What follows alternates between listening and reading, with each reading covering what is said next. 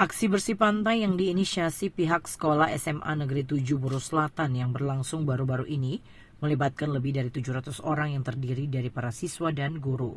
Kegiatan tersebut turut didukung cabang Dinas Pendidikan Menengah dan Pendidikan Khusus Kabupaten Buru Selatan.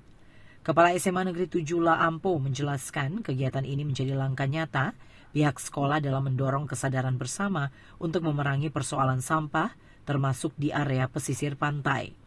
Dalam pelaksanaannya, para peserta menyisir sepanjang pantai dan mengumpulkan berbagai jenis sampah yang didominasi plastik yang mencemari lingkungan. Kita di SMA Negeri 7 Buru Selatan kebetulan beta kepala sekolah beta pimpin langsung beserta semua beta dewan guru dan staf kurang lebih 63 orang dan diperkuat oleh beta pun siswa kurang lebih 780 orang. Yang pertama mungkin ini lahir dari kesadaran kita bersama.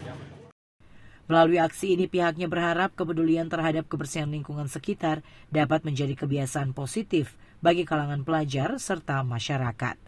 Dari Namrole, kontributor TVRI Maluku Eren, Stasi Jawa, melaporkan.